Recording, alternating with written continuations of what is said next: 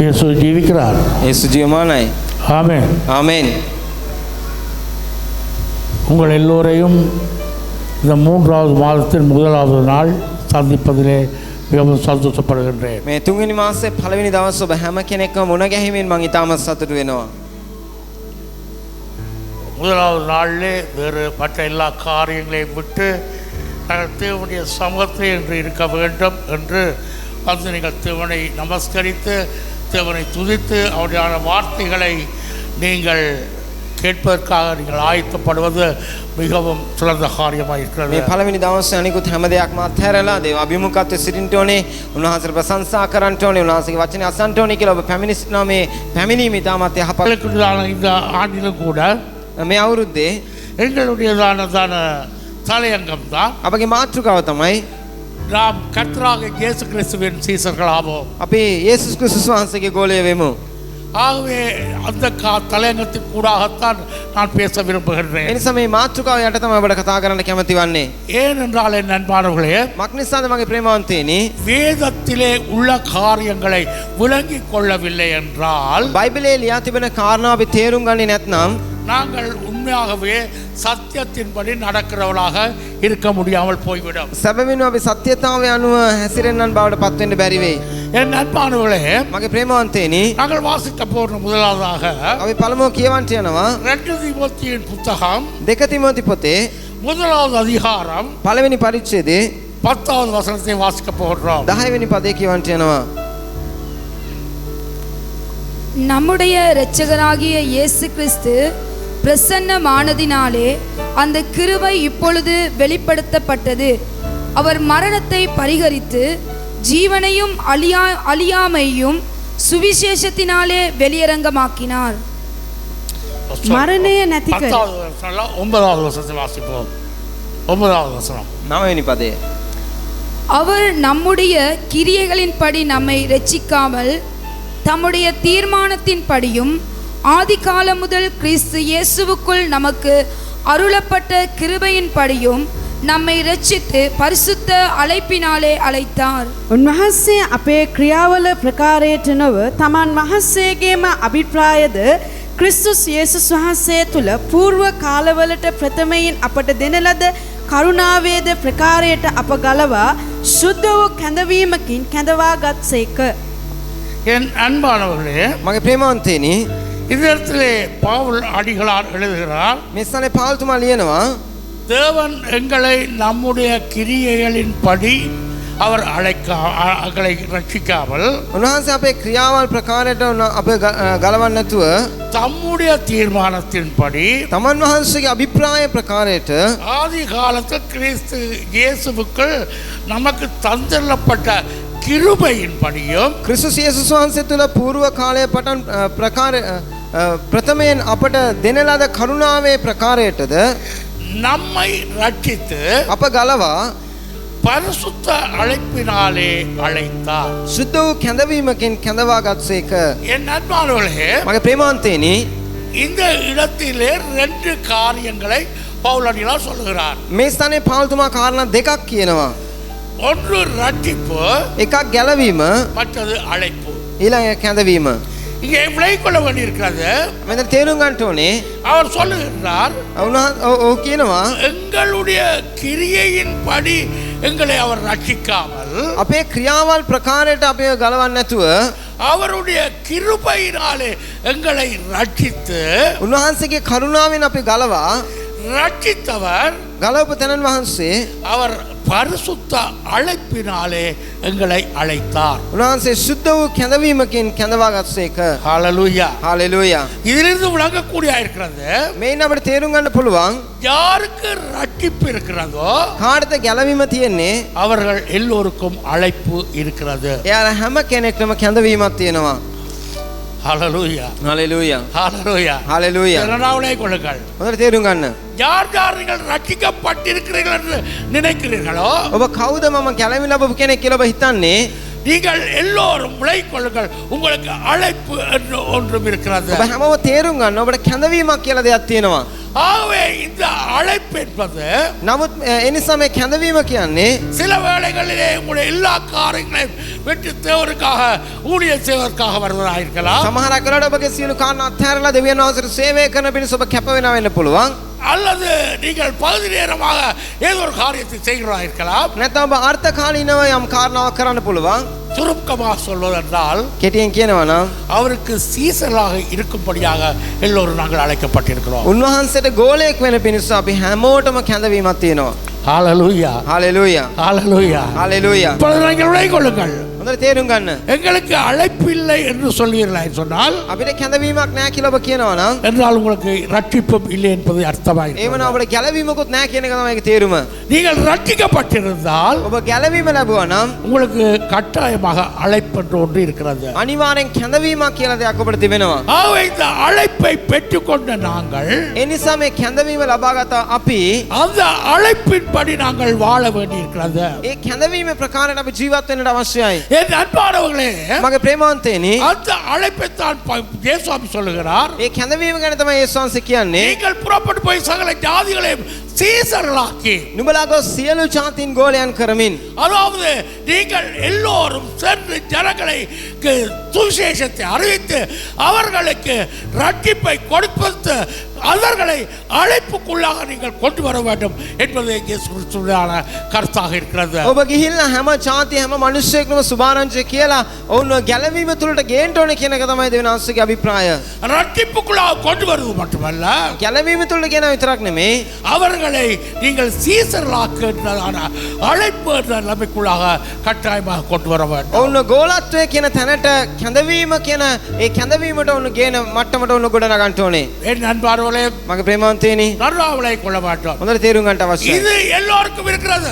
මේක හැමෝටම තියෙනවා. எனக்கு இல்லை என்று சொல்கிறீர்கள் சொன்னால், මේක මට නැහැ කියලා ඔබ කියනවා නම් அப்படி என்றால் நீங்கள் இன்னும் ரட்சிக்கப்படவில்லை என்பதே அர்த்தமாக இருக்கிறது. එහෙමනම් ඔබ තාම ගැලවීම ලැබලා නැහැ කියන එක තමයි ඒකේ තේරුම. என் அன்பான சகோதரனே சகோதரியே, මගේ ප්‍රේමවන්ත සහෝදරයා සහෝදරිය, இன்றைய நாளிலே අද දවසේ நான் உங்களுக்கு காட்சி தர விரும்புவது මම පෙන්වා දෙන්නම්. ஒரு குரு ஒரு சீசனுடையதான வாழ்க்கை முறையை உங்களை காட்சி தர விரும்புகிறேன்.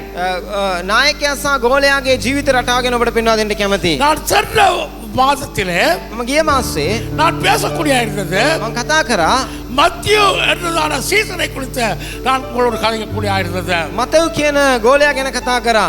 இன்றைய நாளிலே අද දවසේ எலியா எலிஷா என்றதான குரு சீசனுடையதான வாழ்க்கை முறையை உங்களை காட்டி தர விரும்புகிறேன். එලියා සහ එලිෂා ඒ නායකයා සහ ගෝලයාගේ ජීවිත ගැන ඔබට පෙන්වා දෙන්න என் කැමතියි. அன்பானவர்களே, මගේ ප්‍රේමවන්තයනි, நீங்கள் விளங்கிக் கொள்ள வேண்டியிருக்கிறது, ඔබ තේරුම් ගන්නට අවශ්‍යයි இந்த முறைமை என்பது මේ ක්‍රමය புதிதானது அல்ல.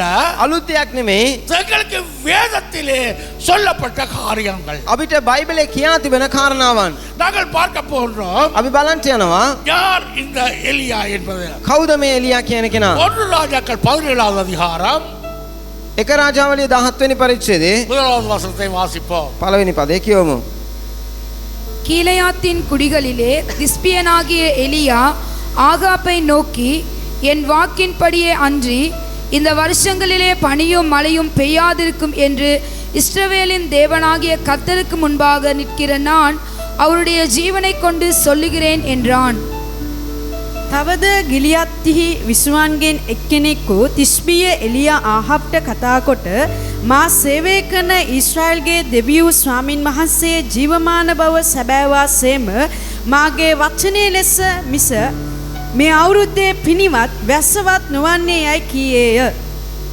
இந்த இடத்துல காணக்கூடிய இருக்கிறது, මේ ස්ථානේ දකින්න පුළුවන්.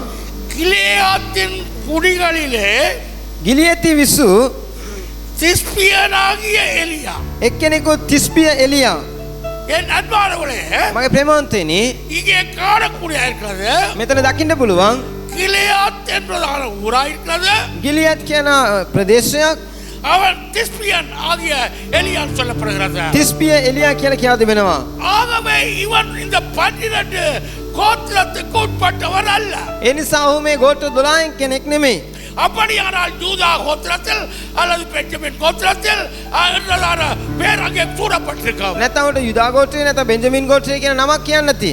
ஆனால் නමුත් இதை அப்படியாக சொல்லாமல் එහෙම කියන්නේ නැතුව கிலியாத்தின் குடிகள் என்று சொல்லப்படுவதனாலே ගිලියති විසූ කියලා කියද්දී இவன் ஒரு அந்நிய ஜாதி மனிதனாக இருக்கின்றான். මොහු අන්‍ය ජාති මිනිසෙක්. அவன் ஒரு அந்நிய ஜாதி மனிதன். ඔව් අන්‍ය ජාති මිනිසෙක්. ஆகவே அந்நிய ஜாதி மனிதனாக இருக்கிறபடினாலே ඔව් අන්‍ය ජාති මිනිසෙක් නිසා என் அன்பானவர்களே මගේ ප්‍රේමවන්තේනි அன்றைய நாளில் அந்நிய ஜாதியில் இருந்த சிலரை එදා අන්‍ය ජාතින්ගෙන් සමහරක් අයව தேவன் දෙවියන් වහන්සේ எடுத்து பாவித்தவராயிருக்கின்றார். අරන් පාවිච්චි කළා.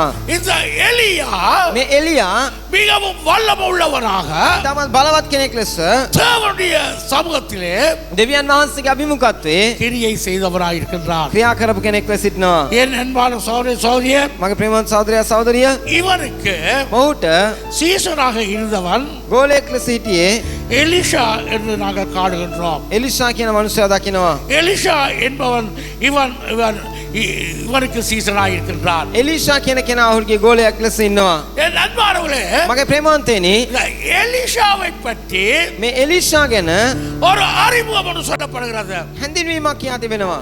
எலிஷா இவன் யார் என்பதை அல்லது எலிஷா எப்படிப்பட்டவன் என்பதை ஒரு அறிமுகம் ஒன்று சொல்லப்படுகிறது. එලිෂා කොයි වගේ කෙනෙක්ද කියලා හැඳින්වීමක් ලබා දෙනවා. நாங்கள் வாசிக்க போகின்றோம். අපි කියවන්ට යනවා 2 ராஜாக்கள் புத்தகம் දෙක රාජාවලිය පොතේ 3வது அதிகாரம் 11வது வசனம். 3 වෙනි පරිච්ඡේදයේ 11 වෙනි පදය. அப்பொழுது யோசபாத் நாம் கர்த்தரிடத்தில் விசாரிக்கும்படி கர்த்தருடைய தீர்க்கதரிசி ஒருவரும் இங்கே இல்லையா என்று கேட்டதற்கு எலியாவின் கைகளுக்கு தண்ணீர் வார்த்த சாப்பாத்தின் குமாரனாகிய எலிசா இங்கே இருக்கிறான் என்று இஸ்ரவேல் ராஜாவின் ஊழியக்காரரில் ஒருவன் மறுமொழியாக சொன்னான். නුමුත් යෝෂපාට් කතා කොට අප විසින් ස්වාමින් වහන්සේගෙන් විචාරණ පිණිස ස්වාමින් වහන්සේගේ ප්‍රපතවරයෙක් මෙහි නැද්දැයි ඇසුවේය. එවිට ඊශ්‍රායල් රජුගේ සේවකයෙක් උත්තර දෙමින් එලියාගේ අත්වලට වතුර වත් කළා වූ ශාපාත්ගේ පුත්‍ර වූ එලිෂා මෙහි ඉන්නේ යයි කීවේය. இங்கே எலிஷாவை அறிமுகப்படுத்தப்படுகிறது. මේ ස්ථාන එලිෂා ගැන හඳුන්වා දෙනවා. இவன் சாப்பாத்தின் குமாரன். ඔහු සාපත්ගේ පුත්‍රයා. ஆனால் නමුත් இங்கே சொல்லப்படுகிறது මේ ස්ථාන කියා තිබෙනවා எலியாவின் கைகளுக்கு தண்ணீர் வார்த்த சாப்பாத்தின் குமாரன். එලියාගේ අත්වලට වතුර වත් කළා වූ සාපත්ගේ පුත්‍රය වූ. எலியா யார்? එලියා කවුද? எலிஷாவுடையதான குரு. එලිෂාගේ නායකයා. அவர் தான் தலைவராயிருக்கிறார். ඔහු තමයි නායකයා ලෙස ඉන්නේ. எலிஷா එලිෂා அவருடைய சீசனாயிருக்கிறார். ඔහුගේ ගෝලයෙක්ව සිටිනවා. என் அன்பானவர்களே මගේ ප්‍රේමවන්තේනි இந்த எலிசா செய்த காரியம் என்ன? මේ එලිෂා කරපු කාරණාව මොකද්ද? முக்கியமான காரியமா இருக்கிறது. වැදගත් දෙයක්ව තිබෙනවා. என்ன செய்கின்றார்? මොනවද කරන්නේ? தன்னுடையதான தலைவருக்கு තමාගේ නායකයාට அவன் கைகளுக்கு தண்ணீர் வார்த்த மனிதனாக இருக்கின்றான். ඔහුගේ අත්වලට වතුර වක් කරන මිනිසෙක්ව ඉන්නවා. என் அன்பானவர்களே මගේ ප්‍රේමවන්තේනි இந்த நாளையிலே මේ දවසේ நாங்கள் விளைவிக் கொள்ள வேண்டும். අපි තේරුම් ගන්න ඕනේ இந்த தண்ணீர் வார்ப்பது என்பது මේ වතුර වක් කරනවා කියන්නේ ஒரு சாதாரண ஒரு காரியம் அல்ல. මේක සාමාන්‍ය දෙයක් නෙමෙයි. நீங்கள் சபைகளை இன்னைக்கு நோக்கி பார்க்கிறீர்கள் நினைக்கிறேன். සභාවේ ඔබ අවධානය යොමු කරනවා කියලා මම හිතනවා. அப்படியானால் ராமன் சொல்லுவாபா? එහෙමනම් ආමෙන් கரங்களை කියමු. உயர்த்தி. ආමෙන්. நன்றாக கரங்களை உயர்த்தி சொல்லுவார் ஆமென். අත හොඳට උඩට උස්සලා කියන ආමෙන් කියලා. ආමෙන්. ආමෙන්. என் அன்பானவர்களே මගේ ප්‍රේමවන්තේනි இந்த தண்ணீர் ஊற்றுவது என்பது මේ වතුර වක් කරනවා කියලා කියන්නේ இஸ்ரவேல் நாட்டிலே ඊශ්‍රායල් රටේ எப்படியாக நடந்தது என்றால் කොහොමද සිදු වුනේ කිව්වොත් ஒரு மனிதன் வீட்டுக்கு வருகின்ற வேளையிலே එක මිනිස්සෙක් තමයි ගෙදරට එනකොට அவனுடையதான கால்களை கழுவ வேண்டும். ඔහුගේ කකුල් හොදන්න ඕනේ. அதை யார் கழுவுவதென்றால் ඒක කවුද හොදන්නේ කිව්වොත් வீட்டுக்காரன் அல்ல சென்று கழுவது, ගෙදර මුලාදෑනිය නෙමෙයි කරන්නේ. அங்கே காலை கழுவது சென்று ඒ ස්ථානේ ගිහිල්ලා කකුල් හොදන්නේ வீட்டின் வேலைக்காரன் தான் அவர்களுடைய காலை கழுவ வேண்டும். ගෙදර ඉන්න වැඩකාරයා තමයි ගිහිල්ලා යන කකුල් හොදන්න ඕනේ. என் அன்பானவர்களே මගේ ප්‍රේමවන්තේනි உங்களுக்கு தெரியும் ඔබ දන්නවා கானான் ஊரிலே කානානි இயேசு சுவாமி යේසුස් වහන්සේ தண்ணீரை திராட்சரசமாக மாற்றார் என்று உங்களுக்கு தெரியும். වතුර මිදුෂපඩ පත් කරපේක ඔබ දන්නවා. அதிலே சொல்லப்படுகிறது එතන කියා තිබෙනවා 6 கற்றாடிகள் இருந்ததென்று. ගල් භාජන 6ක් තිබුණා කියලා. இந்த 6 கற்றாடிகளும் මේ ගල් භාජන 6ම எதற்காக பாவிக்கப்பட்டது என்றால் කුමක් සඳහාද පාවිච්චි කරන්න ලැබුවේ? அன்றைய நாளிலே ඒ දවස්වල ஜனங்கள் வருகின்ற வேளையிலே සින ගෙදරට එනකොට அவர்களுடைய காலை கழுவுவதற்காகத்தான் அது பாவிக்கப்பட்டது. එයාලගේ කකුල් හොදන්න තමයි ඒක පාවිච්චි කරන්න ලැබුවේ. என் அன்பான சோதனை சோனியே, මගේ ප්‍රේමවන්ත සහෝදරයා සහෝදරිය நாங்கள் விளங்கிக் கொள்ள வேண்டும். අපි තේරුම් ගන්න ඕනේ ஒரு நாள் එක් දවසක් இயேசு சுவாமி சீமோன் என்றான ஒரு மனிதர் வீட்டுக்கு போயிருந்தார். යේසුස් වහන්සේ සීමෝන් කියන පුද්ගලයා ගෙදරට ගියා. அங்கே சாப்பாட்டுக்காக அவர் அழைக்கப்பட்டிருந்தார். ඒ සනේ කැමරට උන්වහන්සේට ආරාධනාවක් ලැබිලා තිබුණා. அவர் ஒரு குஷ்டரோகி. ඔහු කුෂ්ඨරෝගී මිනිස්සෙක්. இயேசு சுவாமி அங்கே இருக்கிறார். ඒ සනේ වැඩකාරයෙකුත් ඉන්නවා. ஒரு பெண் එක් කාන්තාවක් அந்த இடத்துக்கு வருகின்றாள். ඒ සාන්ට එනවා. அவள் தன்னுடைய பரிமள தைலம், மிக பெருமதியான பரிமள தைலத்தை எடுத்து ඇය තමාගේ ඉතා අනර්ග වටිනා ජටාමාංශ තෛල ගෙන அதை உடைத்து இயேசு சுவாமியுடையதான கால்களிலே ஊற்றி ඒක ගෙනලා යේසුස් වහන්සේගේ පාදවලට වක් කරලා அவருடைய பாதத்தை கண்ணீரால் கழுவி උන්වහන්සේගේ පාද තමාගේ කඳුළු වලින් සෝදලා அவள் தன்னுடைய தலைமுடியினால் அவருடையதான பாதத்தை துடைத்துக் கொண்டிருந்தாள். තමාගේ හිස්සකියා වලින් උන්වහන්සේගේ පාද පිහ දැම්මා. அந்த வேளையிலே ඒ වෙලාවේදී சீமோன் அங்கே பார்த்து கொண்டிருந்தார். ඒක සීමෝන් බලාගෙන ඉන්නවා. சீமோனுக்கு ஒரு நினைப்பு வந்தது. සීමෝන්ට මතක් වුණා இவர் தீர்க்கதரிசியாய் இருந்தால், උන්වහන්සේ අනාගත වක්තෘ කෙනෙක් නම් இயேசு சுவாமி தீர்க்கதரிசியாய் இருந்தால், යේසුස් වහන්සේ අනාගත වක්තෘ කෙනෙක් නම් தன்னை தொடுபவள் யார் என்று இவர் அறிந்திருப்பாரே. තමාව අතගස්සන්නේ කවුද කියලා දැනගෙන ඉඳී.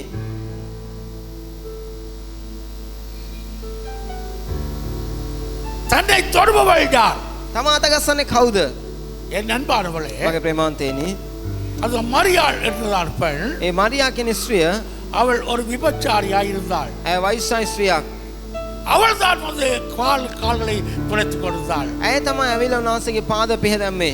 இயேசு சுவாமி යේසුස් වහන්සේ அங்கே ஒரு கேள்வியை கேட்கின்றார். ඉතන ප්‍රශ්නයක් අහනවා. இயேசு சுவாமிக்கு விளங்குகிறது, යේසුස් වහන්සේට පේනවා இங்கே இந்த சீமோன் මේ සීමෝන් ஒரு பிழையான காரியத்தை நினைக்கிறார் என்று. එක වැරදි දෙයක් කරන හිතනවා කියලා. சீமோன் ஒரு கேள்வியோடு கேட்க இருக்கிறது. සීමෝන්ට ප්‍රශ්නයක් අහන්න තිබුණා. அவன் சொன்னார், கேட்கப்படியாக ඔහු කිව්වා අහන්න කියලා. உன்னிடம் வந்து ஒருவர் 500 ரூபாய் கடன் வாங்குகிறார். උන්වහන්සේ කියනවා එක්කෙනෙක් කියලා රුපියල් 5ක් ණය ගන්නවා. 500 ரூபாய் கடன் வாங்குகிறார். රුපියල් 500ක් ණය ගන්නවා. இன்னொருவர் வந்து 5000 ரூபாய் கடன் வாங்குகிறார். තව එක්කෙනෙක් කියලා 5000ක් ණය ගන්නවා. இந்த 2 பேரை நீ மன்னித்து விட்டாய், මේ දෙන්නට ඔබ සමාව දුන්නා. வேண்டாம் என்று சொல்லிவிட்டாய். ඒ මුදල් එපා කියලා කිව්වා. இதிலே யார் உன்னை அதிகமாக அன்பு கூறுவார்கள்? මේකෙන් කවුද ඔබට අධික ලෙස ප්‍රේම කරන්නේ? என் அன்பானவர்களே, මගේ ප්‍රේමවන්තේනි சீமோன் சொன்னார், සීමෝන් කිව්වා 5000 ரூபாய் கொடுத்த அவன் தான் என்னில் அதிகமாக அன்பு கூறுவான். 5000ක් මුදල් ණයට දීපු එක්කෙනා තමයි වැඩිපුර ප්‍රේම කරන්නේ. இயேசு சுவாமி சொன்னார், යේසුස් වහන්සේ කිව්වා நீ சரியாக நிதானித்தாய், ඔබ හරියට කිව්වා. சரியாக சொன்னாய். ඔබ හරියට කිව්වා. அதிக பாவம் உள்ளவர்களை மன்னிக்கின்ற வேளையிலே බොහෝ පාපය ඇත්තන්ට සමාව දෙනකොට அவர்கள் அதிகமாக அன்பு கூறுகிறார்கள். ඔවුන් බොහෝ ලෙස ප්‍රේම කරනවා. என் அன்பானவர்களே, මගේ ප්‍රේමවන්තේනි இயேசு சுவாமி சொல்றார் அவருக்கு, යේසුස් වහන්සේ ඔහුට කියනවා அவனுக்கு சொல்லுகின்றார், ඔහුට කියනවා நான் வந்தேன் இங்கே, මම මේ සඳ ආවා. நீ என்னை வரவேற்கவில்லை. ඔබ මාව පිළිගත්තේ නැහැ. நான் வந்தேன், මම ආවා. என் தலைகளுக்கு நீ எண்ணெய் பூசவில்லை. ඔබ මාගේ හිසට තෙල් ගෑවේ நான் නැහැ. வந்தேன், මම ඇතුළට ආවා. என் கால்களுக்கு தண்ணீர் මගේ ஊற்றவில்லை. කකුල් වලට වතුර දැම්මේ නැහැ. ஆகவே என் அன்பானவர்களே, ඒ නිසා මගේ ප්‍රේමවන්තේනි அன்றைய நாளிலே ඒ දවසේ கால்களுக்கு தண்ணீர் ஊற்றுவது என்பது, කකුල් වලට වතුර දානවා කියන්නේ கைகளுக்கு தண்ணீர் ஊற்றுவது என்பது අත් වලට වතුර දානවා කියන්නේ ஒரு அடிமையின் வேலையாக இருந்தது. ඒක වහල් 16ගේ වැඩක්. இங்கே நாங்கள் காணுகின்றோம், මේ සන අපි දකිනවා எலியாவின் கைகளுக்கு එලියාගේ අතට எலிஷா தண்ணீர் ஊற்றுபவராக இருக்கிறதை காண்கிறோம். එලිෂා වතුර වක් කරන කෙනෙක් ලෙස ඉන්නවා. என் அன்பானவர்களே, මගේ ප්‍රේමවන්තේනි இந்த காரியமானது ඒ නිසා මේ කාරණාව எலியாவுக்காக தான் செய்ய வேண்டிய கடமை என்று அவன் உணர்ந்து செய்கிறதை காண்கின்றோம். ඔව් එලියාට තමා විසින් කරන්න ඕන වගකීමක් කියන එක තේරුම් අරගෙන ඔහු කරා. உங்களுக்கு தெரியும் අපි දන්නවා இயேசு சுவாமி යේසුස් වහන්සේ ஒரு நாள் එක් දවසක් தண்ணீர் எடுத்து වතුර අරගෙන அவர் சீசருடைய கால்களை கழுவினார் என்று சொல்லக்கூடிய இருக்கிறது. උන්වහන්සේගේ ගෝලයන්ගේ කකුල් හේදුවා කියලා අපි දකිනවා. அவர் அந்த இடத்துல சொல்லக்கூடிய இருந்தது ඒ උන්වහන්සේ එතන කියනවා நீங்களும் சென்று மற்றவர்களுக்கு இதை செய்யுங்கள். නුඹලාත් ගිහිල්ලා අනිත් අයට මේ දේ කරන්න. என் அன்பானவர்களே මගේ ප්‍රේමවන්තයනි இந்த காரியமானது මේ කාරණාව ஜனங்களுக்கு பிரியமில்லை. සෙනඟ කැමති නැහැ. ஜனங்களுக்கு பிரியமில்லை. සෙනඟ කැමති නැහැ. ஏனென்றால் මක් නිසාද? அவர்களுடைய விருப்பம்தான் එයාලගේ කැමැත්ත තමයි நான் சபைக்கு வருகிறேன், මම සභාවට එනවා, நான் ஊழியத்துக்கு வந்தேன், මම සේවයට ආවා, நான் මම தேவனுக்குரிய காரியம் ஏதாவது செய்வேன். මම දෙවියන් වහන්සේ කාරණා කරන්නම්. ஆனால் போதகருக்கோ அவருக்கு பெரிய எனக்கு தலைவராக இருக்கிறதுக்கு உரிய காரியத்தை நான் செய்ய தேவையில்லை. පාසලට හරි මට නායකයෙක් ලෙස ඉන්න අයට හරි මම අවශ්‍ය දේ කරන්න අවශ්‍ය නැහැ. ஆனால் නමුත් එලිෂා எலியாவினுடைய கரங்களுக்கு தண்ணீர் வார்த்தவராய் එලියාගේ අතට වතුර වක් කළා. என் நண்பர்களே මගේ ප්‍රේමවන්තයනි நல்ல ஒரு சீஷத்துவத்துக்குள்ளதான மனிதன் හොඳ ගෝලෙක් தன் போதகரை තමාගේ නායකයාට தலைவரை තමාගේ නායකයාට கௌரவிக்கின்ற முறையில் எப்பொழுதும் நடக்கும். ගෞරව කරන විදිහට හැසිරුණා. எப்பொழுதும் கௌரவிக்கின்ற முறையில் நடக்கும். නිතරම ගෞරව කරන විදිහට හැසිරෙනවා. வார்த்தையினால் அகௌரவப்படுத்த மாட்டார். වචන වලින් අගෞරව කරන්නේ නැහැ. தன் செயல்பாடுகளால் அகௌரவப்படுத்த மாட்டார். තමාගේ ක්‍රියාවෙන් අගෞරව කරන්නේ නැහැ. மற்றவர்களுக்கு முன்பாக அகௌரவப்படுத்துற முறையில் கிரியை செய்ய மாட்டார். අනිත් අය ඉදිරියේ අගෞරවයට පත් වෙන විදිහට ක්‍රියා කරන්නේ නැහැ.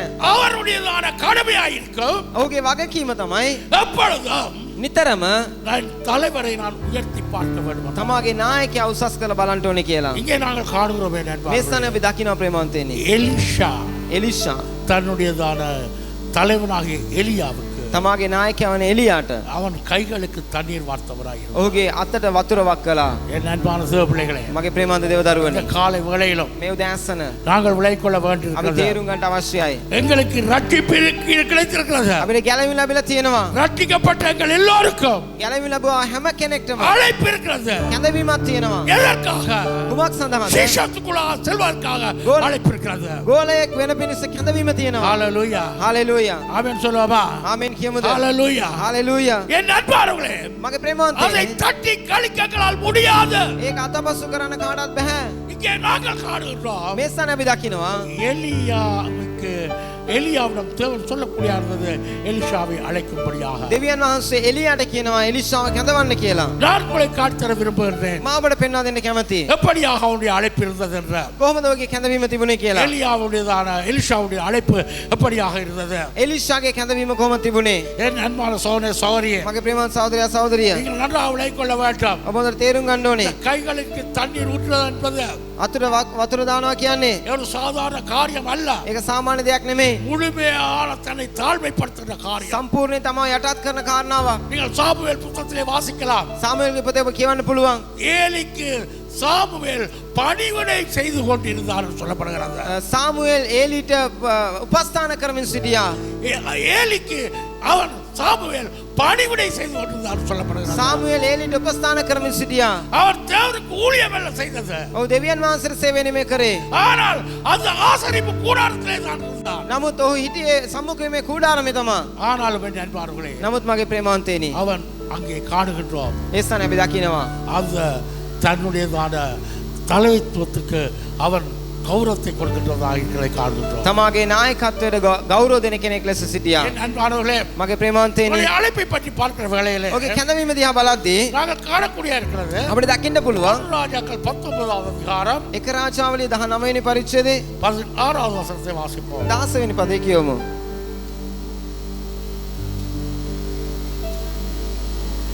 பின்பு நிம்சியின் குமாரனாகிய ஏகுவை இஸ்ரவேலின் மேல் ராஜாவாக அபிஷேகம் பண்ணி ஆபேல் மேகோலா ஊரானான சாப்பாத்தின் குமாரனாகிய எலிசாவை உன் ஸ்தானத்திலே தீர்க்கதரிசியாக அபிஷேகம் பண்ணு.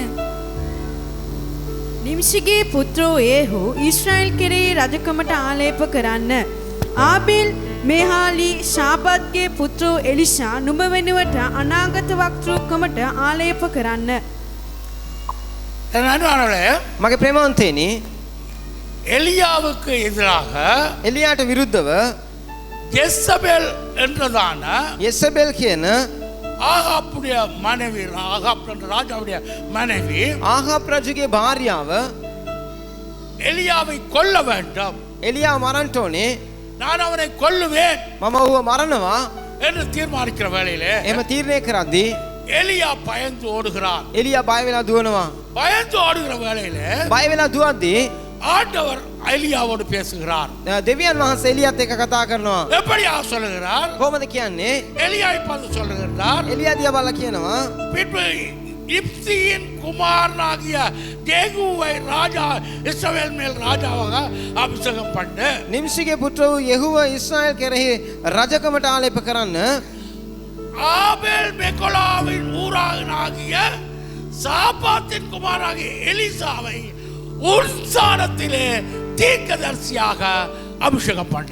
ආබේල් මෙහෝලාගේ සාපාත්ගේ පුත්‍ර වූ එලිෂාව නුඹ වෙනුවට අනාගත වක්‍රූකමට ආලේප කරන්න. ஆண்டவர் இதற்கு காணக்கூடிய இஸ்ரவேலுக்கு ஒரு ராஜாவை அபிஷேகம் பண்ணி பண்ணுகிறார். දෙවියන්වහන්සේ කියනවා ඊශ්‍රායල් රජ කෙනෙක් ආලේප කරන්න කියලා. அதே போல ஆண்டவர் சொல்லக்கூடிய இருக்கிறது. ඒ වගේම දෙවියන්වහන්සේ කියනවා இந்த இடத்திலே உன்னுடைய ஸ்தானத்திலே, මේ සන නුඹේ ස්ථානයට உன்னுடைய ஸ்தானத்தில் නුඹේ ස්ථානයට தீர்க்கதரிசியாக இருக்கும்படியாக අනාගත වක්‍රු කෙනෙක් වෙන පිණිස எலிஷாவை நீ அபிஷேகம் பண்ணு. නුඹ එලිෂාව ආලේප කරන්න. இந்த எலிஷாவுக்கு தேவன் கொடுத்த கடமை பாடு என்றார். මේ එලිෂාට දෙවියන්වහන්සේ දුන්න වගකීම මොකද්ද? எலிஷா என்ன செய்யறதுக்காக தேவன் வைத்திருக்கிறார். එලිෂා මොන දේවල් කරන්න පිණිස දෙවියන්වහන්සේ තමා ගත්තද? 19வது வசனத்திலிருந்து 19 වෙනි පදේ ඉඳලා 21வது வசனம் வரை நாங்கள் வாசிப்போம். 21 වෙනි පදේ දක්වා අපි කියවමු. அப்படியே அவன் அவ்விடம் விட்டு புறப்பட்டு போய் 12 ஏர் பூட்டி உழுத சாப்பாத்தின் குமாரனாகிய எலிசாவை கண்டான்.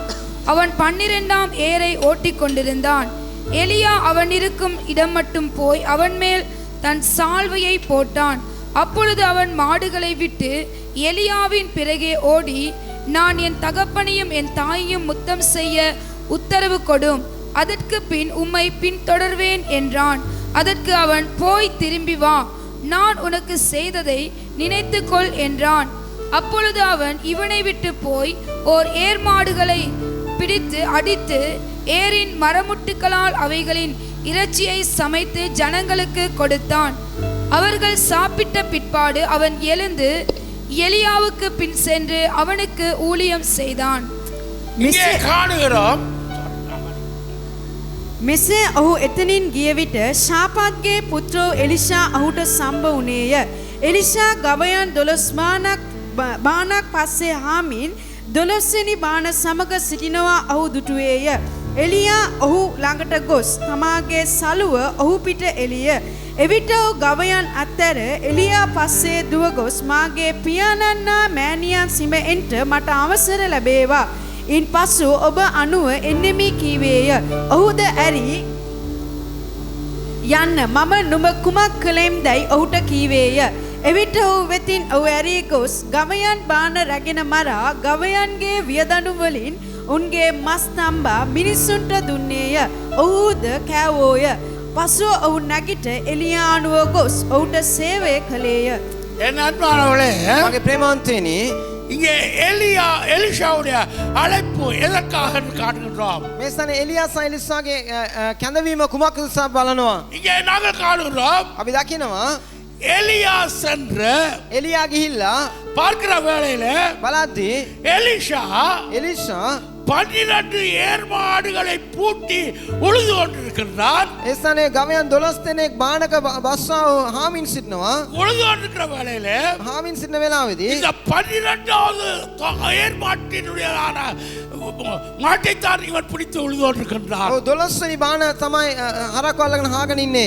உழுது கொண்டிருக்கிற வேளையில හාමින් සිටන වෙලාවේදී எலியா சென்று එලියා ගොස් தன்னுடைய சால்வையை எடுத்து තමාගේ සලුව අරගෙන அவன் மேலே போடுகின்றார். ඔහු කෙරෙහි දානවා. அவன் மேலே போடுகின்ற வேளையில ඔහු පිට දානකොට எலியா போட்டதை உணர்ந்து கொண்டதான எலிஷா එලියා ඒ සලුව දාපු ඇයි කියලා තේරුම් ගත්තා එලිසා அப்பொழுது அவன் மாடுகளை விட்டு එවිට ඔහු තමාගේ ගවයන් අත්හැර எலியாவின் புறகே ஓடி එලියා පසුපස දුවමින් என் தகப்பனையும் தாயையும் முத்தம் செய்ய உத்தரவு கொடுமென்றான். මාගේ මවටත් පියාටත් මාගේ මවටත් මෑණියන්ටත් සිමින්ට මට අවසර දෙන්න මැනව. அதற்கு பின் உம்மை தொடர்வேன் என்றான். ඉන්පසු ඔබ පසු එනවා කියලා කිව්වා. அவர் கேட்டதான கேள்வி வேற ஒன்றுமில்லை. அவர் கேட்டது ஒரே ஒரு காரியத்தை ඔහු மட்டுமே. ඉල්ලුවේ එකම එක දෙයයි. என்ன? මොනවාද? நான் உங்க பின்னே வருவேன். මම ඔබ වහන්සේ පසුපස එනවා. நான் போய் මම ගිහිල්ලා என் தாய்க்கும் தகப்பனுக்கும் ஒரு முத்தம் கொடுத்து விட்டு வருகிறேன். මගේ පියා සහ මෑණියන්ට මෑණියන්ව සිඹලා එන්නම්. நான் வருகிறேன், உங்க பின்னே நான் வருகிறேன். මම ඔබ පස්සේ එන්නම්. நான் வரமாட்டேன்னு சொல்லவில்லை. මං එන්නේ නැහැ කියලා කියන්නේ නැහැ. என் அன்பானவர்களே, මගේ ප්‍රේමවන්තයනි இன்று இயேசு சாமி வந்து சால்வை போட்டால் சபையிலே எத்தனை பேர் சீசராக விருப்பமாயிருக்கிறீர்கள்? අද යේසුස් වහන්සේ ඇවිල්ලා සලුව දැම්ම සභාව කී දෙනෙක් ගෝල වෙන්න ලෑස්තිද? சொல்ல அது பக்காத நிரஞ்சனுக்கு போட்ட சால்வு தான் தெரியாம எனக்கு பட்டு. කියයි නිරංජන දාපු සලුව තමයි වැරදිලා මගේ ඇඟට වැටුණා කියලා. ஹalleluya හalleluya ஹalleluya. හalleluya. என் அன்பானவர்களே, මගේ ප්‍රේමවන්තයනි இங்கே நாங்கள் காணுகிறோம், මේ ස්ථානේ අපි දකිනවා இங்கே அவருக்கு அங்கே எலியா சொல்லக்கூடிய இருக்கிறது, එලියා කියනවා போய் திரும்பி வா, ඔබ ගිහිල්ලා හැරි එන්න. நான் உனக்கு செய்ததை நினைத்துக் கொள்ளன்றான். මම නුඹට කරපු දේ නුඹ මතක් කරගන්න. நான் உங்களுக்கு கேட்கிற கேள்வி, මම ඔබෙන් අහන ප්‍රශ්නය ரட்சித்த நாளிலிருந்து ගැලවීමට ගෙනාපු දවසේ ඉඳලා கர்த்தர் உனக்கு செய்ததை நினைத்தார். ස්වාමීන් වහන්සේ ඔබට කරපු දේවල් ඔබ මතක් කරොත් எந்த நாளும் வாங்கிலே உட்கார்ந்து இருக்கிறவனா இருக்க முடியுமா? හැම දවසක්ම පුටුවේ වාඩි වෙලා ඉන්න කෙනෙක් වෙලා ඉන්න පුළුවන්ද? அவர் செய்ததை உன்னால் நினைத்தால் උන්වහන්සේ කරපු දේ ඔබ හිතනවා නම් உனக்கு உன்னுடைய வாழ்க்கை தான் போதும் என்று இருக்க முடியுமா? ඔබේ ජීවිතය ඔබ නැති කියලා ඔබ ඉන්න පුළුවන්ද? எலியா எலிஷாவை பார்த்து சொல்கிறான், එලියා එලිෂා දිහා බලලා කියනවා நீ சென்று முத்தமிடு. ඔබ ගිහිල්ලා සිපින්න. ஆனால் தன் தாயையும் தகப்பனையும் என்னை விட அதிகமாக நேசிப்பவன் எனக்குரியவன் அல்ல. නමුත් උන්වහන්සේ කියනවා මවටත් පියාටත් මට වඩා අධික ලෙස ප්‍රේම කරන්න මට ප්‍රේම කරන කෙනෙක් නෙමෙයි. என் அன்பானவர்களே, මගේ ප්‍රේමවන්තයනි இது எலியா எலிஷாவுக்குள்ளே இருந்தாரா? குணாசியம் என்ன செய்கிறது? මේ එලියා එලිසා අතර තිබුණේ ගුණාංග මොනවාද උනේ? அப்பொழுது அவரை விட்டு போய் එවිට ඔහු පිටත්ව ගොස් ஓர் ஏர் மாடுகளை பிடித்து ඔහු ඒ ගවයන් අල්ලගෙන அடித்து ගහලා அவைகளை சமைத்து මරලා උයලා அங்கே ஜனங்களுக்கு கொடுக்கின்றார். සෙනගට කණ්ඩ දෙනවා. எப்படியாக சமைக்கின்றார்? කොහොමද උයන්නේ? ஏரின் மர முட்டுக்களால் அவைகளை சமைத்து. ඔව් ඒ බාන කඩලා ඒකේ තිබුණ ලී වලින් තමයි ගොහයන්නේ. என் அன்பானவர்களே, මගේ ප්‍රේමවන්තයනි அவன் மாட்டை பிடித்து உழுது கொண்டிருக்கின்றார். ඒ හරක්ව අල්ලගෙන හානවා. அவன் கலப்பையை வச்சிருக்கிறார். ඔව් ඔහුගේ අතේ බානක් තිබෙනවා. கலப்பை නගුල மகுல வச்சிருக்கிறார். ඔහුගේ අතේ නගුල තියෙනවා. சென்று ඔහු ගිහිල්ලා அந்த மாட்டை அடித்து ඒ හරක් මරලා அந்த ஏர் முட்டுக்களாலேயே கலப்பையினாலே அவைகளை சமைத்து ඒ නගුල ලිපට දාලා ඒ ලී වලින්ම උයලා ஜனங்களுக்கு கொடுக்கின்றார். සෙනගට කන්න දෙනවා. ஏன் அன்பார்களே, ඇයි මගේ ප්‍රේමවන්තයනි? அவன் விலை கொள்றான், ඒකේ කාරණාව තමයි இனிமேல் මීට පස්සේ எனக்கு මට கலப்பையும் மாடும் தேவை இல்லை. මේ නගුලත් හරක් සහ අවශ්‍ය නැහැ.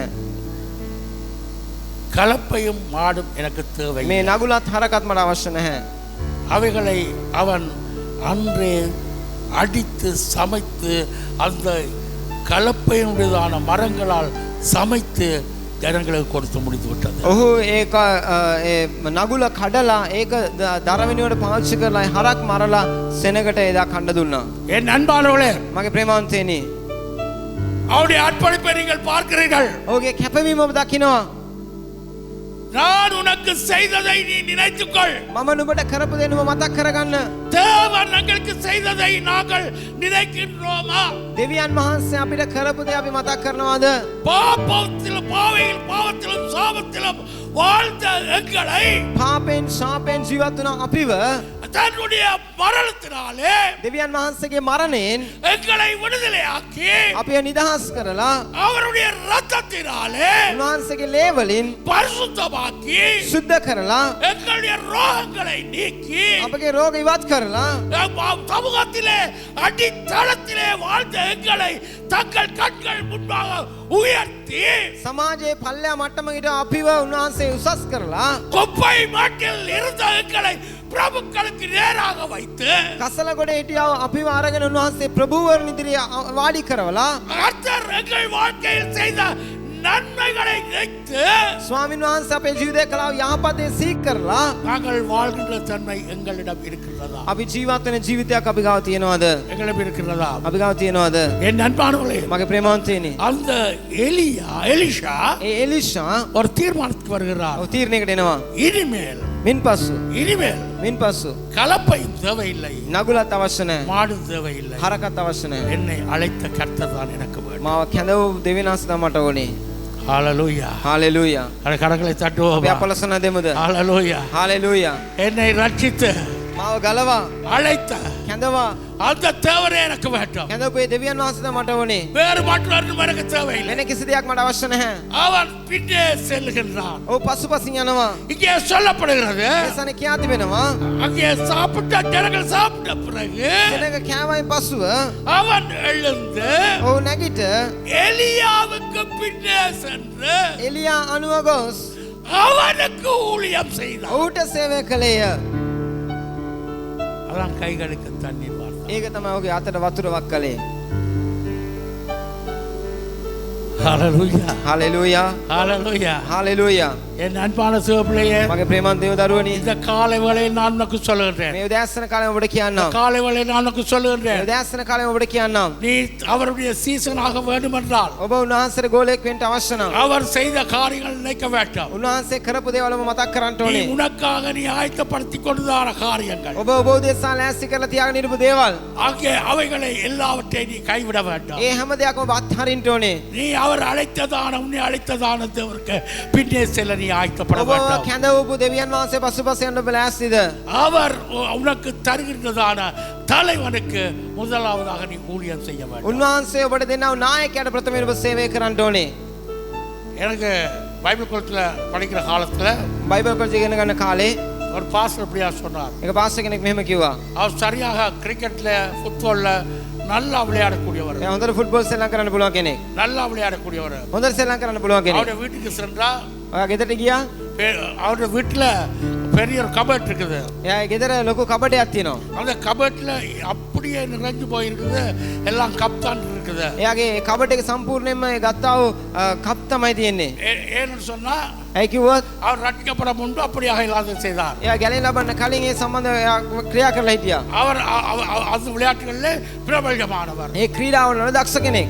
இப்பொழுதும் கூட දැනුත් நாங்கள் சில வேளையில சபைகளாக மச்சடிக்கிற வேளையில සභාවන් අතර මැච් ගහනකොට அங்கே அவருடைய சபையில் வர டீம் தான் கட்டாயமாக கப் எடுத்து கொண்டு போவார்கள். එයාගේ සභාවේ ඉඳලා එන කණ්ඩායම තමයි අනිවාර්යෙන් කප් එක අරගෙන යන්නේ. அந்த அளவிற்கு அவருக்கு பிராக்டிஸ் கொடுக்க முடியும். ඒ තරමට යාට පුළුවන් මේ පුහුණු වීම දෙන්න. என் அன்பானவர்களே, මගේ ප්‍රේමවන්තයනි, ஆனால் නමුත් அவர் சொன்னார், ඔහු කිව්වා என்னிடம் மிக பிரபல்யமான பல ஆயிரக்கணக்கான பெருமதியான பேட் இருந்தது. මං ගාව ඉතාමත් ප්‍රසිද්ධ දහස් ගණන් වටිනා බැට් එකක් තිබුණා. அதே போல ஹெல்மெட் இருந்தது. ඒ වගේ හෙල්මට් තිබුණා. அதே போல கைகளுக்கு போட வேண்டிய கால்களுக்கு போட வேண்டிய பேட் எல்லாம் இருந்தது. ඒ අත්වලට කකුල් වලට දාන හැම දෙයක්ම තිබුණා. நான் ஊழியத்துக்கு வருகிற வேளையில සේවයට එනකොට இன்னொருவருக்கு அதை கொடுத்து வந்து விட்டேன். ඒ ඔක්කොම තව එක්කෙනෙකුට දීලා ආවා. அவர் சொல்றார், ඔහු කියනවා எனக்கு இனி அது தேவைப்படாதுன்னு நான் நடத்திருக்கேன். මීට පස්සේ ඒක මට අවශ්‍ය වෙන්නේ නැහැ කියලා මම දන්නවා. ஹalleluya, හalleluya. ஹalleluya சொல்லுங்க. හalleluya කියමුද? எத்தனை ஆமென் சொல்றீங்க? කී දෙනෙක් ආමෙන් කියනවද? ආමෙන්. ආමෙන්. நாங்கள் எதை பிடித்து வைத்திருக்கின்றோமோ අපි මොන දේද අල්ලගෙන ඉන්නේ? அவைகள் எங்களுக்கு இனி தேவைப்படாது. ඒවා මීට පස්සේ අපිට අවශ්‍ය නැහැ. பக்கத்துல சொல்லுவோமா? ළඟින් කෙනාට කියමුද? நீ இவ்வளவு காலம் பிடித்து கொண்டிருக்கிறியோ, මෙච්චර කාලයක් මොනවද අල්ලගෙන ඉන්නේ? நீ சீசன் ஆகிறவளை அவைகள் உனக்கு தேவை. ඔබ ගෝලයක් වෙනකට ඒවා ඔබට අවශ්‍ය නැහැ. அவைகளை கைவிட வேண்டும். ඒවා අත්හරින්න ඕනේ. ஹalleluya, හalleluya. ஆமென் சொல்லுவோமா? ආමෙන් කියමුද? ஆமென். ආමෙන්. ඒකெல்லாம் ஆமென் வராது அதிகமா. මේවට ආමෙන් ඉන්නේ නැහැ. ஆமென். ආමෙන්. என் அன்பான பிள்ளையே මගේ ප්‍රේමවන්ත දේව දරුවනි இங்கே நாங்கள் காணுகின்றோம் මේ ස්ථාන අපි දකිනවා தேவன் அவனை எதற்காக அழைத்தார் என்பதை அவன் விளங்கிக் கொள்கின்றான். දෙවියන් වහන්සේ ඔහුව ඇයි කැඳවුවේ කියන කාරණාව තේරුම් ගන්නවා. அதனாலே ඒ නිසා அவன் என்ன செய்கின்றான்? ඔහු මොනවද කරන්නේ? அங்கே தேவன் தன்னை அழைத்ததான அழைப்பை உணர்ந்து கொண்டு දෙවියන් වහන්සේ තමා කැඳවුවා ඒ කැඳවීම තේරුම් අරගෙන அவன் அதை செய்வதற்கு அவன் ஆசை உள்ளவராக ඔහු மாறுகிறான். දේ කරන්ට ආශාවත් එක්කෙන වෙනවා. என் அன்பானவர்களே, මගේ ප්‍රේමවන්තයනි நாங்கள் காணுகின்றோம் අපි දකිනවා இவன் ஒரு சீசன் ஆனதினாலே ඔහු ගෝලයෙක්ව ඉන්න නිසා அவனுடைய ஆசை என்னவாக இருக்கிறது? ඔහුගේ ආශාව කුමක්ද? என் அன்பான தேவபிள்ளைகளே, මගේ ප්‍රේමවන්ත දේව දරුවනි நாங்கள் சீசனாக இருக்கலாம், අපි ගෝලයන්ව ඉන්න පුළුවන්. ஆனால் නමුත් நாங்கள் சீசன் என்று சொல்லிக்கொண்டு අපි ගෝලයන් කියාගෙන என்னென்னவோ காரியங்களுக்காக பரந்தடித்து ஓடுகின்றோம். මොන මොනවාදෝ දේවල් උදෙසා අපි දුවනවා. என் அன்பான தேவபிள்ளையே, මගේ ප්‍රේමවන්ත දේව දරුවනි நீ நன்றாக விளங்கிக் கொள்ள வேண்டும், මොදර තේරුම් ගන්න ඕනේ. சத்தியத்தை அறிந்து கொள்ள வேண்டும். සත්‍යතාව දැනගන්න ඕනේ. நாங்கள் காணுகின்றோம் අපි දකිනවා 2 ராஜாக்கள் புத்தகத்திலே දෙක රාජාවලිය පොතේ 2வது அதிகாரம் දෙවනි පරිච්ඡේදයේ 9வது வசனத்தை நாங்கள் வாசிப்போம். 9වෙනි පදය අපි කියවමු. அவர்கள் அக்கறைப்பட்ட பின்பு எலியா எலிஷாவை நோக்கி, நான் உன்னை விட்டு எடுத்துக்கொள்ளப்படும் முன்னே நான் உனக்கு செய்ய வேண்டியது என்ன கேள் என்றான். அதற்கு எலிசா, உம்மிடத்திலுள்ள ஆவியின் வரம் எனக்கு ரெட்டிப்பாய் கிடைக்கும்படி வேண்டுகிறேன் என்றான். තවද ඔහු නෙගඩ වූ කල එලියා කතා කොට නුඹ වෙතින් මා ගන්ට පළමුවෙන් නුඹට මාගෙන් ඕනෑ දෙයක් ඉල්ලන්න එලිෂාට කිය. එලිෂාද ඔබට තිබෙන ආත්මයෙන් දෙගුණයක් මා කෙරේ පැමිණේවයි කීවේය. என் அன்பான சகோதர சகோதரியே, මගේ ප්‍රේමවන්ත සහෝදරයා සහෝදරිය எலியாவுக்கு தெரிகின்றது එලියාට තේරෙනවා தான் இப்பொழுது எடுத்துக்கொள்ள போகிறேன் என்று. තමා දැන් ඔස්සවගනු ලබන්න යනවා කියලා. அவன் ஒவ்வொரு ஸ்தானங்களுக்கு போகின்றான். ඔව් එක් එක් ස්ථානවලට යනවා. 4 ஸ்தானங்களுக்கு செல்கின்றான். ස්ථාන 4කට යනවා. எலியாவிடம் எலியா சொல்லுகிறான் எலிஷாவிடம், එලියා එලිෂාට කියනවා நீ இந்த இடத்திலே நின்று கொள். ඔබ මේ ස්ථානේ ඉන්න. அவன் சொல்லுகின்றான், ඔව් කියනවා இல்லை, නැහැ. நான் உம்மை விட மாட்டேன், මම ඔබ අත්හරින්නේ நான் නැහැ. உம்மை பின் வருவேன், මම ඔබ පසුපසින් பின் එනවා. வருவேன், පිටිපස්සෙන් එනවා. பின்னாலே வருவேன். පිටිපස්සෙන් එනවා. அப்படி போகிற வேளையிலே එමෙ යනකොට ஒரு பெருங்காற்று சுழல் காற்று அக்கினி ரதமும் வந்தது. ලොකු කුණාටුවක ස්ථානයේ පැමිණෙනවා. வருகின்ற வேளையிலே එනකොට அந்த அக்கினி ரதத்திலே ඒ ගිනි රථයේ அவன் எலியாவை தேவன் எடுத்துக்கொண்டார். එලියාව දෙවියන්වහන්සේ අරගත්තා. அதற்கு முன்பாக ඊට කලින් எலியா எலிஷாவை கேட்கிறார், එලියා එලිෂාගෙන් අහනවා உனக்கு நான் என்ன செய்ய வேண்டும் என்று நீ விரும்புகிறாய்? මම ඔබට කුමක් කරන්නවට ඔබ කැමතිද? நீ என்ன செய்ய விரும்புகிறாய்? ඔබ මොනවා කැමති? என் அன்பானவர்களே, මගේ ප්‍රේමවන්තයනි பர்த்தமேயுடன் தேவன் கேட்டார், බර්තිමේස්ගෙන් දෙවියන්වහන්සේ අහනවා இயேசுவை கேட்டார், ඒසුවන්සේ අහනවා உனக்கு என்ன செய்ய வேண்டும்? මම ඔබට මොනවද කරන්න ඕනේ? அவர் சொன்னார், ඔහු කිව්වා ஆண்டவரே, நான் பார்வையடைய வேண்டும். ස්වාමීනි මට පෙනීම ඕනේ. என் அன்பானவர்களே, මගේ ප්‍රේමවන්තයනි இதுதான் இன்றைய உலகத்தின் நிலைமை. මේක තමාද මේ ලෝකේ தত্ত্বය. எங்களுடைய தேவைகள் தான் நாங்கள் தேவனை கேட்கின்ற காரியமாயிருக்கிறது. අපගේ දෙවියන් වහන්සේගෙන් අපි ඉල්ලන දේ நாங்கள் எதை கேட்கின்றோம்? මොනවද අපි ඉල්ලන්නේ? எங்களுடைய தேவைகளை தான் கேட்கின்றோம். අපේ අවශ්‍යතාවයන් තමයි ඉල්ලන්නේ. ஆண்டவரே, ස්වාමීනි இந்த கிழமை முழுவதும் நல்ல வியாபாரம் வேண்டும். මේ සතිය පුරාට හොඳ බිස්නස් එකක් ஆண்டவரே, වෙන්න இந்த கிழமை முழுவதும் நல்ல ஆசீர்வாதம் வேண்டும். ස්වාමීනි මේ සතිය පුරාට හොඳ ආශිර්වාදයක් இந்த ඕනේ. கிழமை முழுவதும் நல்ல வருமானம் வேண்டும். ස්වාමීනි හොඳ ආදායමක් ඕනේ. ஆண்டவரே, எல்லாம் நன்மையாக நடக்க வேண்டும். ස්වාමීනි හැම දෙයක්ම යහපත් ලෙස තිබෙන්න ඕනේ. எல்லாம் நன்மையாக இருக்க வேண்டும். හැම දෙයක්ම යහපත වෙන්න ඕනේ. என்னுடைய பிள்ளை சிசத்திலே முதலாவது வர வேண்டும். මගේ දරුවා ශිෂ්‍යත්වයේ හොඳ ලකුණු ගන්න ඕනේ. என் அன்பான சகோதரர்களே, මගේ ප්‍රේමවන්ත දේව දරුවනි எலியாவிடம் எலிஷா கேட்கிற வேளையில එලිෂාගෙන් එලියා අහනකොට எலிஷா சொல்லவில்லை, එලිෂා කිව්වේ නැහැ இந்த இஸ்ரவேல் நாட்டுக்கு நான் ராஜாவாக மாற මේ வேண்டும், ඊශ්‍රායල් රටට මම රජ කෙනෙක් වෙන්න ඕනේ කියලා. அல்லது இந்த நாட்டு முழுவதுக்கும் நான் தான் தலைவனாக இருக்க வேண்டும். නැත්නම් මේ මුළු රටටම මම තමයි නායකයෙක් වෙන්න ඕනේ. என் அன்பானவர்களே, මගේ ප්‍රේමවන්තයනි எலிஷா கேட்கிறார், எதை கேட்கின்றார்? එලිෂා කියනවා எதை கேட்கின்றார்? මොනවද ඉල්ලන්නේ?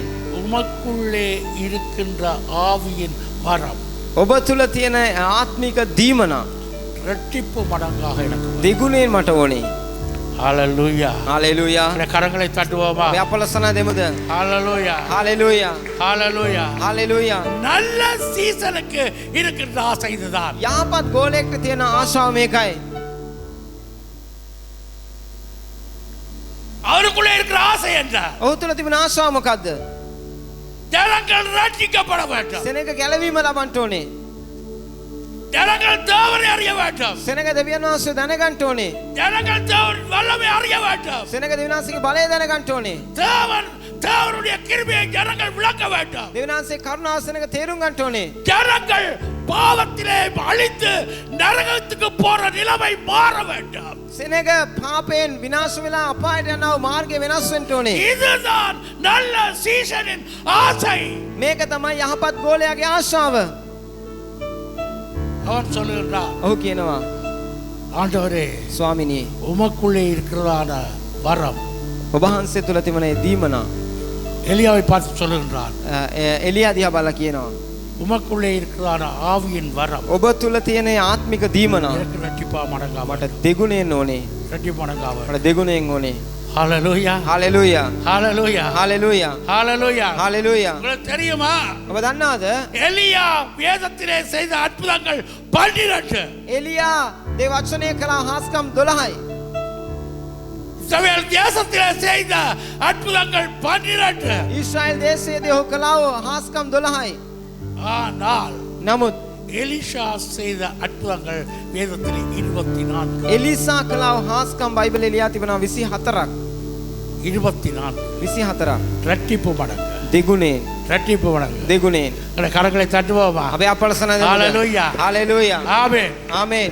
ஆமென் ආමේන්. என் அன்பானவர்களே මගේ ප්‍රේමවන්තයනි நாங்கள் கர்த்தராகிய இயேசு கிறிஸ்துவினான சீஷராக இருப்போமா என்றால் අපි ස්වාමී වූ යේසුස් ක්‍රිස්තුස් වහන්සේගේ ගෝලයෙක් වෙනවා නම් இயேசு சாமி சொல்லுகிறார் යේසුස් වහන්සේ කියනවා என் பின்னே வருபவன் මා පසුපස එන තැනැත්තා என்னை போல காரியங்களை செய்வான் මං වගේ දේවලුත් කරනවා அதை விட மேலான காரியங்கள் ඊට செய்வான் වඩා බලවත් දේවල් කරනවා. ஹalleluya හලෙලූයා. ஹalleluya හලෙලූයා. அதற்காகவே எங்களை சீசராக அவர் அழைக்கிறார் ඒ නිසා උන්වහන්සේ ගෝලයෙක් ලෙස කැඳවනවා. அதற்காகவே ரட்சித்தார் ඒ උදෙසාමයි ගැලවීම දුන්නේ. அதற்காகவே எங்களை அழைக்கின்றார் ඒ උදෙසාම උන්වහන්සේ කැඳවනවා. என் அன்பான சிவபிள்ளையே මගේ ප්‍රේමවන්ත දේව දරුවනි இந்த கால வேளையிலும் මේ උදෑසන மார்ச் மாசத்துடையான முதலாவது நாள் මාර්තු මාසයේ පළවෙනි දවසේ இந்த சத்தியத்தை நீ விளைவிக்கொள் ඔබ මේ සත්‍යතාව තේරුම් ගන්න. சத்தியத்தை நீ விளைவிக்கொள் මේ සත්‍යතාව තේරුම් ගන්න. கர்த்தர் எங்களை அழைக்கின்றார் ස්වාමින් වහන්සේ අපේ කැඳවනවා. எங்களை அழைக்கின்றார் ස්වාමීන් වහන්සේ අපේ කැඳවනවා. அவருடைய சீசத்துக்குள்ளாக நாங்கள் செல்லும்படியாக උන්වහන්සේගේ ගෝලත්වයට ඇතුළු වෙන පිණිස என் அன்பானவர்களே මගේ ප්‍රේමවන්තයනි நான் காலையில் வருகின்ற வேளையிலும் මම උදෑසන එනකොට நான் காணக்கூடிய இருந்தது මම දැක්කා பெட்ரோல் ஷெட்ல நிறைய போலி පෙට්‍රල් සෙට් එකේ ලොකු පොලිමක් வரிசையா இருக்கிறாங்க ஜனங்கள் දිග පොලිමකට ඉන්නවා සෙනඟ. வாகனங்கள் நிக்குது වාහන තියෙනවා. எதுக்காக ඇයි? ஈரான் இஸ்ரேல் யுத்தம் ඊරාන් සහ ඊශ්‍රායල් අතර යුද්ධයක් தொடங்கி விட்டது ආයෙ පටන් ගත්තා. இது மூன்றாவது உலக போராய் வருமோ මේක තුන්වෙනි ලෝක මහා යුද්ධයක් වෙයිද? பல நாடுகளுடையதானதான விமானங்கள் நிறுத்தப்பட்டிருக்கிறது බොහෝ රටවල් අතර ගමන් කරන ගුවන් යානා ගමන් අතර කරලා තිබෙනවා. ஏர்போர்ட்கள் மூடப்பட்டிருக்கிறது ඔවුන්ගේ එයාර්පෝට් ඔක්කොම වහලා. என் அன்பானவர்களே මගේ ප්‍රේමවන්තයනි நாங்கள் අපි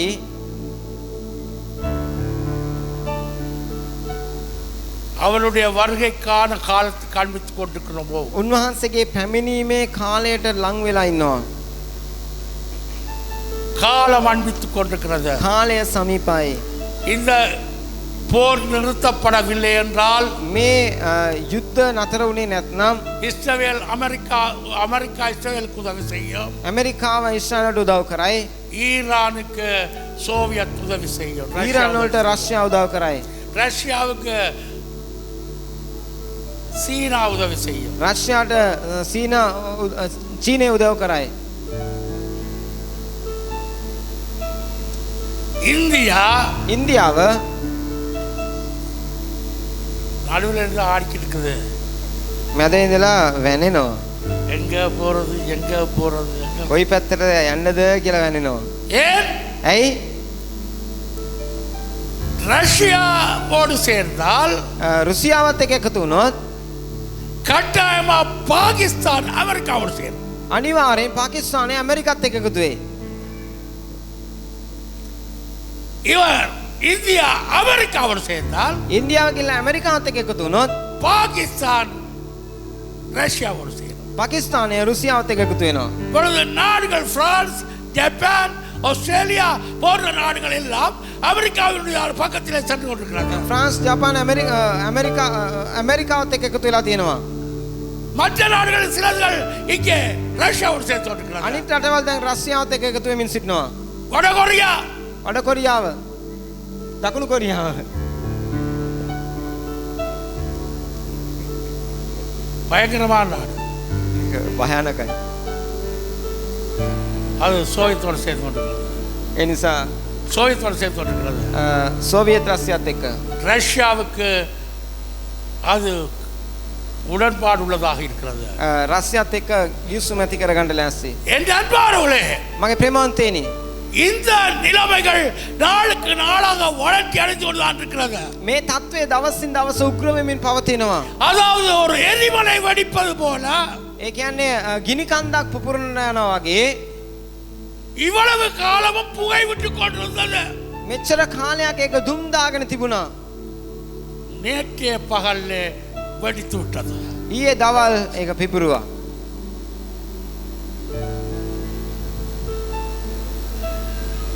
ஐயோ, இப்படி என்ன சொன்னாங்களே, பிஸ்னஸ் இல்லா போகுது இந்த கிழமை, அநியாயம். සේ මේ පාර බිස්නස්ුත් නැති වෙයි වගේ. இந்த முஸ்லீம் நாடுகளுக்கு அடித்த பிரச்சனை தான் இல்லையா? මුස්ලිම් රටවලට ගහන්න පටන් ගත්ත ප්‍රශ්නනේ. என் அன்பானவர்களே, මගේ ප්‍රේමවන්තේ, எல்லாவற்றையும் விட සියලු දේට වඩා என் வருகை தான் அன்பிக்கிறது. දෙවියන් වහන්සේගේ පැමිණීම තමයි ලං වෙලා තියෙන්නේ. காலம் நிறைவேறிக் கொண்டிருக்கிறது. කාලය ඉෂ්ට වෙමින් පවතිනවා. அவர் தன்னுடைய கரங்களை நீட்டி அழைக்கின்றார். උන්වහන්සේ තමාගේ දෑත් දිගු කරමින් කලවනවා. என் அன்பானவர்களே, මගේ ප්‍රේමවන්තයිනි, நான் செய்ததை நீ நினைத்துப் பார். මම කරපු දේ සීකර බලන්න. உனக்கு நான் வரங்களை தருகிறேன். මම ඔබට දීමනා දෙන්නම්. எலியா எலிஷாவுக்கு கொடுத்தது போல එලියා එලිෂාට දුන්නා වගේ நான் எனது ஆவியை கொடுத்து உனக்கு ஆவியின் வரங்களை கொடுத்திருக்கிறேன். මම මගේ ආත්මය වගුරවලා ආත්මික දීමනා දීලා තියෙනවා. என்னுடைய வார்த்தைகளை உனக்கு தந்திருக்கிறேன். මාගේ වචන මම ඔබට දීලා තියෙනවා. எதற்காக? කුමක් සඳහාද? நீ என்னுடைய சீசனாக ඔබ මාගේ ගෝලයක් වෙන පිණිස. என் விருப்பத்தை நிறைவேற்றும். මගේ කැමැත්ත ඉෂ්ට කරන්න. என் அன்பான சிவப்பிள்ளையே, මගේ ප්‍රේමන් දේව දරුවනි, இந்த காலை வேளையில මේ උදෑසන இந்த காலை வேளையில මේ උදෑසන நாங்கள் இதற்கு பின்னாக ஓடிக்கொண்டிருக்கின்றோம். අපි කුමන දේ පසුපසද දුවන්නේ? இதற்கு பின்னாக ஓடிக்கொண்டிருக்கிறோம். කොයි දේට පසුපස දුවන්නේ? எதை செய்ய ஆசைப்படுகின்றோம்? කොයි දේටද ආශාව වෙන්නේ? இந்த கால வேளையிலும் கூட මේ උදෑසන நாங்கள் எங்களுடைய வாழ்க்கைக்கு திருப்பி பார்க்க අපි வேண்டும். අපේ ජීවිතය දිහා හැරලා බලන්න ඕනේ. நாங்கள் கை கழுவ வேண்டும். අපි අත් සෝදන්න ඕනේ. மற்றவருடைய கைகளுக்கு தண்ணீர் ஊற்றாவிட்டாலும் எங்களுடைய கைகளை கழுவ வேண்டும். අපි අනිත් අයගේ අත්වලට වතුර දාගෙන ඉන්නේ නැත්නම් ඉස්සෙල්ලා අපේ අත හොද ගන්න ඕනේ. எதற்காக? ඇයි? எங்கள் பாவங்கள், எங்கள் அசிங்கங்கள், எங்களுக்கு தேவனுக்கு விருப்பமில்லாத காரியங்கள் கழுவி விட்டு தேவன் கரங்களை பிடிப்பதற்காக. අපගේ පාපය, අපගේ අපවිත්‍රකම් සියලු දේ සෝදලා දෙවියන් වහන්සේගේ අතර වතුර වක් කරන පිණිස. அவருடையான கரங்களை பிடித்துக் கொள்வதற்காக. උන්වහන්සේගේ අත අල්ල ගන්නා පිණිස. பாருங்களேன் நண்பர்களே, මගේ ප්‍රේමන්තේ බලන්න இந்த எலிஷாவுடையதான මේ එලිෂාගේ வாழ்க்கையின் முடிவை நீங்கள் பார்க்கிறீர்கள். ඒ ජීවිත රටාව බලනවා. 2 ராஜாக்கள் புத்தகம் දෙක රාජාවලිය පොතේ 13வது அதிகாரம் 13 වෙනි පරිච්ඡේදේ 20-21 வாசிப்போம். 20 සහ 21 බලමු. எலிசா மரணமடைந்தான், அவனை அடக்கம் பண்ணினார்கள். மறுவருஷத்திலே மோவாபியரின் தண்டுகள் தேசத்திலே வந்தது. அப்பொழுது அவர்கள் ஒரு மனுஷனை அடக்கம் பண்ண போகையில் அந்த தண்டை கண்டு அந்த மனுஷனை எலிசாவின் கல்லறையில் போட்டார்கள். அந்த மனுஷனின் பிரேதம் அதிலே விழுந்து எலிசாவின் எலும்புகளின் மேல் பட்டபோது அந்த மனுஷன் உயிரடைந்து தன் கால்களை ஊன்றி எழுந்திருந்தான். එලිෂා මැරී තැන්පත් කරනු ලැබුවේය. ඊළඟ අවුරුද්දේ මෝවබ්වරුන්ගේ හමුදාවල් දේශයට ඇතුළු වූය. මිනිස්සු මිනියක් වලලන්නට යන විට හමුදාවක් දැක එලිෂාගේ සොහොන්ගේ ඒ මිනිය දැමුවෝය. ඒ මිනිය එලිෂාගේ ඇටවලට තැවරුණු හැටියම පණ ලැබ නැගිට සිටියේය. ஹalleluya ஹalleluya ஹalleluya ஹalleluya எலிஷாவுடைய வாழ்க்கையை பாருங்கள். එලිෂාගේ ජීවිතය බලන්න. எலியா அழைக்கின்ற வேளையிலே அவன் நிற்கவில்லை. එලියා කැඳවද්දී ඔහු නතර වුණේ නැහැ. தன்னுடைய விருப்பத்தை செய்து கொண்டிருக்கவில்லை. තමාගේ කැමැත්ත කරගෙන හිටියේ නැහැ. இன்னும் ஏர்போர்ட் உள்ள வேண்டும் என்று விரும்பவில்லை. තමාත් ඔහු හාන්න ඕනේ කියලා හිත හිතා හිටියේ නැහැ. என் நண்பர்கள் எல்லாவற்றையும் கைவிட்டு விட்டு வந்தான். ප්‍රේමාන්තර ඔහු ඔක්කොම අත්හැරලා දාලා ආවා. எனக்கு வேண்டும் உம்முடையதான வரம் இரட்டிப்பு மடங்காய் வேண்டும் என்றான். මට ඔබගේ දීමන ආත්මික දීමනන් දෙගුණෙන් ඕනේ කියලා இங்கே කිව්වා. காணுகிறோம். මේ ස්ථානේ අපි දකිනවා. எலிஷா மரித்ததன் பின்பாக එලිසාත් මරුණාට පස්සේ அவனை சென்று கல்லறையிலே அடக்கம் செய்கிறார்கள். ඔහුව ගිහිල්ලා සෝන් ගෙදරක භූමි දාන කරනවා, තැන්පත් என் කරනවා. அன்பான சகோதரியே, මගේ ප්‍රේමවත් සහෝදරයා සහෝදරිය, இங்கே காணுகிறோம். මේ ස්ථානේ අපි දකිනවා. மோவாபியர்கள் யுத்தத்துக்கு செல்லுகிற வேளையில මොවාබරු යුද්ධයට යනකොට அங்கே ஒரு மனிதன் மரித்ததன் பின்பாக ඒක මිනිස්සෙක් මරණයෙන් පස්සුව அவரை கொண்டு சென்று ඔහු අරගෙන ගිහිල්ලා எலிஷாவுடையதான அந்த பிரேத குழியிலே கல்லறையிலே போடுகிறார்கள். ඒ එලිෂාව තැන්පත් කරගෙන සෝන් ගුහාවට දානවා. கல்லறையிலே போடுகிற வேளையிலே සෝන් ගුහාවට දානකොට அவனுடைய எலும்புகள் எலிஷாவுடைய எலும்புகள் அந்த மனிதனுடைய சரீரத்திலே படுகிற வேளையிலே ඒ එලිෂාගේ ඇට කටුවේ මිනිසයාගේ ශරීරයට වදිනකොට மரித்த மனிதனுடைய சரீரத்திலே படுகிற வேளையிலே ඒ මැරුණු මිනිසයාගේ ශරීරයට වදිනකොට வேதம் சொல்லுகிறது ඒ වචනේ කියනවා அவன் உயிரடைந்தான். ඔහු මලවුන්ගේ නැගිට්ටා. அவன் உயிரடைந்தான். ඔහු නැවත ප්‍රාණවත් වුණා. கரங்களை தட்டுவோமா? අපලසනා දෙමුද? கரங்களை தட்டுவோமா? අපලසනා දෙමුද? ஹalleluya හalleluya ஹalleluya. හalleluya. எலிஷா தான் மரித்தாலும் තමන් මැරුණත් மற்றவர்களை வாழ வைக்கிறவனா வாழ்கின்றான். අනිත් අයව ජීවත් කරන මිනිස්සෙක් හැටියට හිටියා. ஹalleluya හalleluya ஹalleluya. හalleluya. அவன் மரித்தான், ඔහු මැරුණා, அடக்கம் பண்ணப்பட்டான். තැන්පත් කරනු ලැබුවා. ஆனால் නමුත් அவன் சரீரத்திலே படுகிறதான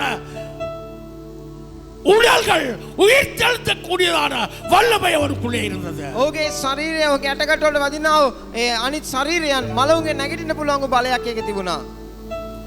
என் அன்பான சேவபிள்ளையே, මගේ ප්‍රේමවන්ත දේව දරුවනි, நாங்களும் அவருடைய அழைப்புக்கு கீழ்ப்படுவோமாயிருந்தால், අපි තුන්වහන්සේගේ කැඳවීමට කීකරු වෙනවා නම්, நாங்கள் மரித்தாலும் අපි මැරුණත්